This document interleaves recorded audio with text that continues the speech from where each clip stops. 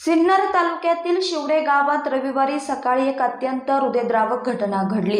आपल्या शेतात गहू पिकाला पाणी भरत असताना जेवण करण्यासाठी विहिरीजवळ बसलेल्या 40 वर्षीय शेतकऱ्यावर बिबट्याने अचानक झडप घातली। बिबट्याशी झालेल्या झटापटीत शेतकरी आणि बिबट्या दोघेही विहिरीत कोसळले। यामध्ये शेतकऱ्याचा विहिरीतील पाण्यात बुडून दुर्दैवी मृत्यू झाला। मिळालेली माहिती अशी की शिवडे गावातील मळे परिसरातील सावतामाळी नगर येथील रहिवासी असलेले गोरख जाधव 42 हे रविवारी सकाळी आपल्या शेतात गव्हाला पाणी भरण्यासाठी गेले होते।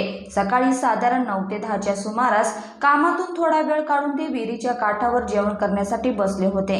त्याच वेळी दबा धरून बसलेल्या बिबट्याने त्यांच्यावर मागून हल्ला केला। स्वतःचा बचाव करण्यासाठी जाधव यांनी बिबट्याशी झुंज दिली, मात्र ह्या झटापटीत दोघांचाही तोल गेल्याने ते खोल विहिरीत पडले।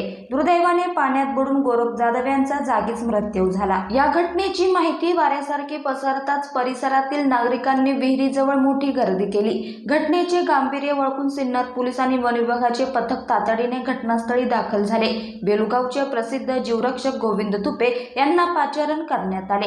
तुपे यांनी मोठ्या मेहनतीने विहिरीच्या खोल पाण्यातून गोरख जाधव यांचा मृतदेह बाहेर काढला।